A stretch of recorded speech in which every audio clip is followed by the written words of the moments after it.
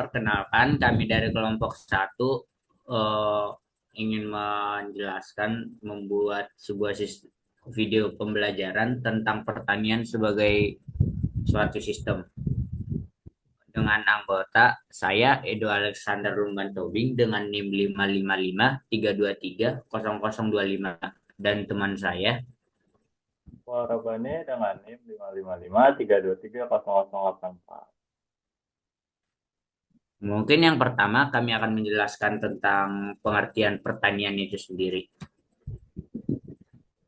Pertanian menurut Moser, pertanian adalah suatu bentuk produksi yang khas yang didasarkan pada proses pertumbuhan tanaman dan hewan. Petani mengelola dan merangsang pertumbuhan tanaman dan hewan dalam suatu usaha tani, di mana kegiatan produksi merupakan bisnis, sehingga pengeluaran dan pendapatan sangat penting artinya. Menurut Van Axen, agrikultur adalah digunakannya kegiatan manusia untuk memperoleh hasil yang berasal dari tumbuh-tumbuhan dan atau hewan yang pada awal mulanya dicapai dengan jalan sengaja menyempurnakan segala kemungkinan yang telah diberikan oleh alam guna mengembangbiakkan tumbuhan atau hewan tersebut. Pengertian sistem pertanian. Sistem pertanian adalah cara atau metode yang digunakan untuk mengelola dan memanfaatkan sumber daya alam seperti tanah, air, dan tanaman untuk menghasilkan produk pertanian yang bermanfaat bagi manusia. Sistem ini melibatkan interaksi antara manusia, tanah, hewan, dan faktor lingkungan lainnya. Sistem pertanian tergantung pada kriteria-kriteria tertentu, seperti jenis lahan atau tanah, jenis tanaman atau tumbuhan yang dikelola atau dikembangkan, atau juga tergantung pada suhu atau jenis iklim sekitar daerah pengembangan pertanian tersebut. Sistem pertanian terpadu adalah upaya pemanfaatan ulang tumbuhan dan hewan untuk menciptakan ekosistem yang berjalan sesuai hukum alam. Menurut Sumarwoto, sistem pertanian adalah suatu ekosistem yang terdiri dari berbagai komponen, seperti tanah, tanaman, hewan ternak, manusia, air, dan unsur-unsur iklim yang saling berinteraksi dan berfungsi untuk menghasilkan produk pertanian yang diperlukan manusia. Selanjutnya ada sejarah pertanian. Sejarah pertanian adalah bagian dari sejarah kebudayaan manusia. Pertanian muncul ketika suatu masyarakat mampu untuk menjaga ketersediaan pangan bagi dirinya sendiri. Pertanian memaksa suatu kelompok orang untuk menetap dan dengan demikian mendorong kemunculannya peradaban. Berdasarkan bukti-bukti peninggalan artefak, para ahli sejarah saat ini bersepakat bahwa praktik pertanian pertama kali berawal di daerah bulan sabit yang subur, yaitu di Mesopotamia sekitar 8000 sebelum Masehi, di mana Mesopotamia itu berada di Timur Tengah. Selanjutnya, pertanian pada zaman Romawi berkembang dengan berdasarkan praktik pertanian yang telah ditemukan oleh bangsa Sumeria yang ditransfer melalui reruntuhan kebudayaan. Pertanian bangsa Romawi memiliki fokus utama sebagai perdagangan dan ekspor. Bangsa Romawi memiliki 4 sistem manajemen pertanian, yaitu diaturkan soal pemilik lahan dan keluarganya, memanfaatkan budak pekerja dengan diawasi oleh pengawas budak, sistem bagi hasil antar pemilik lahan dan penyewa lahan, dan lahan yang disewakan. Catatan sejarah di Cina ditemukan pada tahun 481 sebelum Masehi hingga 220 Masehi, menggambarkan perkembangan pertanian Cina yang mencakup sistem lumbung nasional dan praktik serikultur atau budidaya ulsursa, perdagangan dan memanfaatkan secara kuliner juga tercatat. Kemudian ada di India yang dimana kapas dibudidayakan pertama kali pada milenium ke-5 sebelum Masehi di India. Selanjutnya ada gandum dan barley yang didomestikasi sejak tahun 9000 sebelum Masehi. Dan domestikasi domba, kambing, dan sapi terjadi beberapa lama setelah itu. Selanjutnya ada di Amerika Tengah, di mana Theosintelia didomestikasikan melalui seleksi sehingga memunculkan jagung lebih dari 6000 tahun yang lalu. Jagung lalu tersebar di Amerika Utara menjadi tanaman pertanian utama masyarakat pribumi di sana hingga kehadiran bangsa penjajah dari Eropa. Selanjutnya di sekitar kawasan Andes, Amerika Selatan, kentang menjadi tanaman domestikasi utama yang terjadi sejak 5000 tahun yang lalu. Lama, alpaka, dan guinea pig menjadi hewan yang didomestikasikan. Selanjutnya ada masyarakat pribumi bumi di kawasan timur Amerika Serikat, membudidayakan berbagai jenis tanaman seperti bunga matahari, tembakau, berbagai jenis labu, dan Pseudophodium, juga tanaman yang tidak lagi dibudidayakan seperti Marshmallow dan zelai kecil. Strawberry dibudidayakan pertama kali di Amerika bagian timur. Pecan dan anggur Concord pernah dibudidayakan namun sempat menghilang hingga kembali dibudidayakan pada abad ke-19.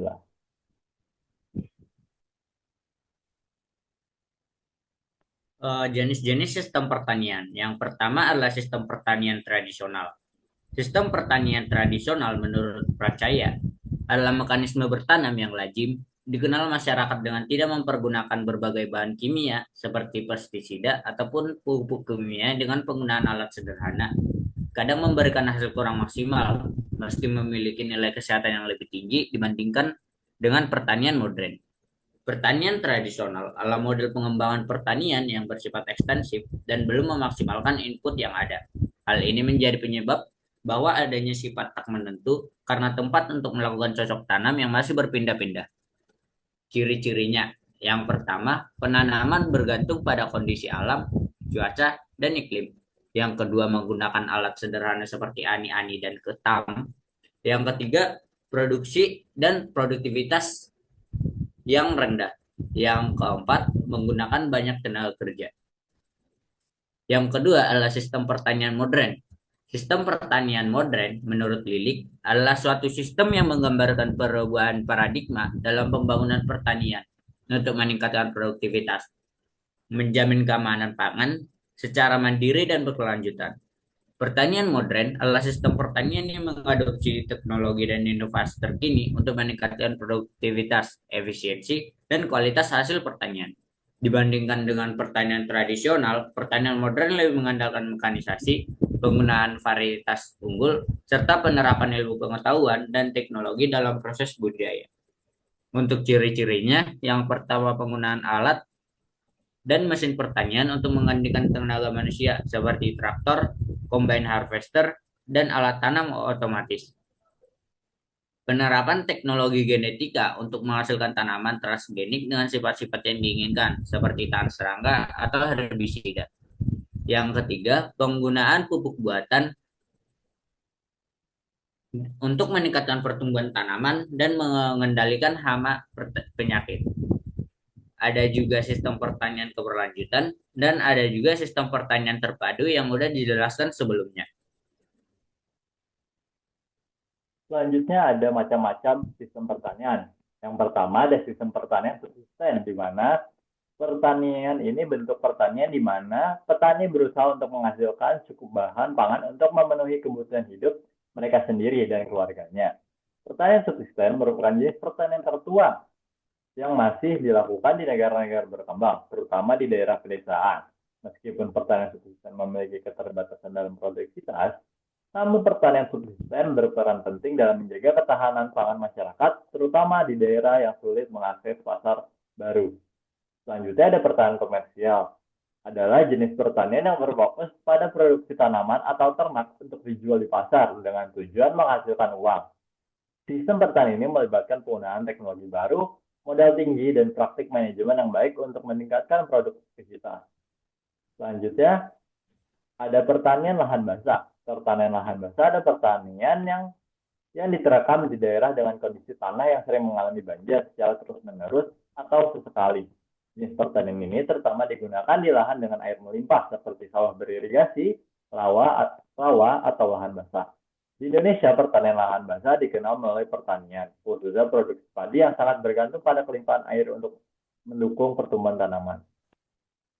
Selanjutnya ada pertanian lahan kering, di mana pertanian lahan kering adalah suatu pertanian yang dilakukan di daerah yang memiliki curah hujan rendah, yaitu di bawah 1.500 mm per tahun dengan sedikit atau bahkan tanpa irigasi buatan. Lahan kering biasanya terletak di bawah daratan tinggi, pegunungan, perbukitan, atau daerah-daerah yang tidak terjangkau oleh irigasi. Di Indonesia, pertanian lahan kering umumnya ditemukan di kawasan Nusa Tenggara, Sulawesi, Jawa bagian selatan, serta beberapa bagian Sumatera.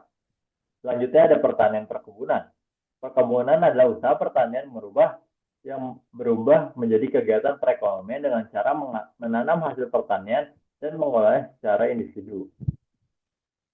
Selanjutnya ada pertanian arabel, di mana pertanian ini berfokus pada tanaman saja, dan pertanian ini uh, menanamnya sesuai dengan musim. Selanjutnya ada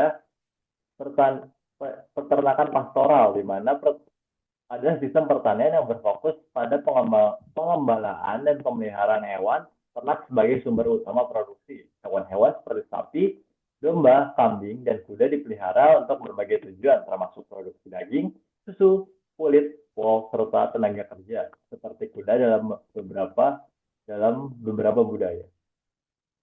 Selanjutnya ada pertanian campuran, yaitu pertanian sistem yang efisien dan berkelanjutan yang mengintegrasikan kegiatan pertanian arabel dan pertanian pastoral ke dalam satu unit produksi. Dibandingkan dengan metode produksi tunggal, sistem ini dapat memberikan keuntungan ekonomi yang stabil, meningkatkan kesuburan tanah secara alami, dan mengurangi resiko yang dihadapi petani. Selanjutnya ada pertanian intensif. Pertanian intensif adalah suatu sistem pertanian yang bertujuan untuk menghasilkan hasil produksi pertanian dari lahan yang tersedia melalui penerapan teknologi, menggunakan input pertanian secara intensif, dan manajemen yang efisien. Dalam pertanian intensif, fokus utamanya adalah meningkatkan produktivitas lahan melalui berbagai cara, seperti penggunaan pupuk kimia, pestisida, irigasi yang baik, serta pemanfaatan varietas unggul atau ternak.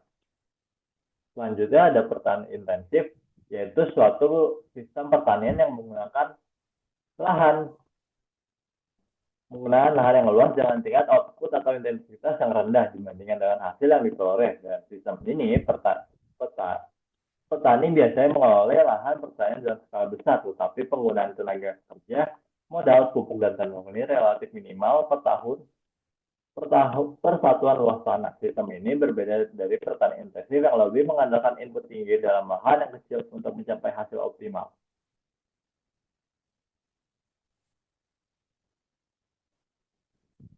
Mungkin kita lanjut kepada kebijakan pemerintah tentang pertanian. Yang pertama, Kartu Tani. Kartu Tani adalah program pemerintah untuk meningkatkan efisiensi distribusi subsidi pertanian, terutama pupuk bersubsidi.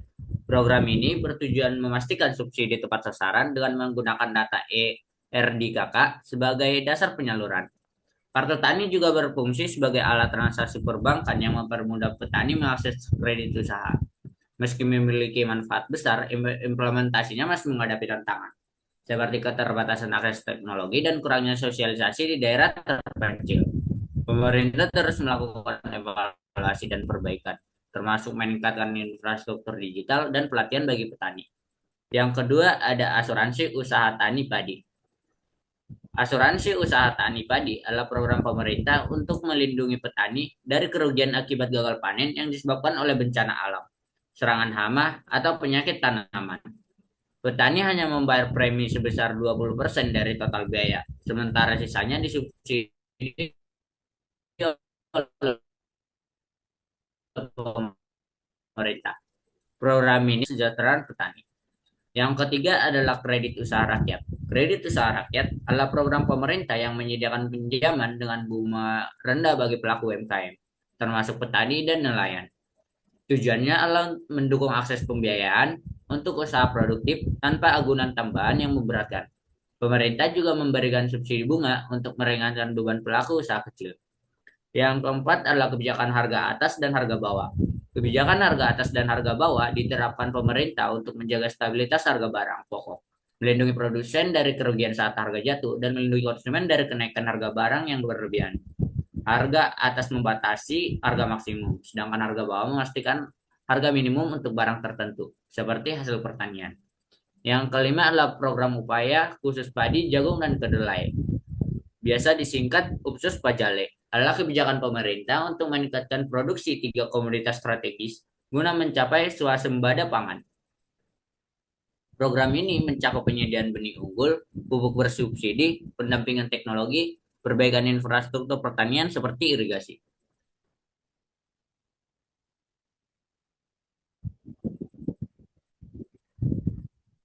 Sekian video pembelajaran dari kelompok 1. Sekian dan terima kasih.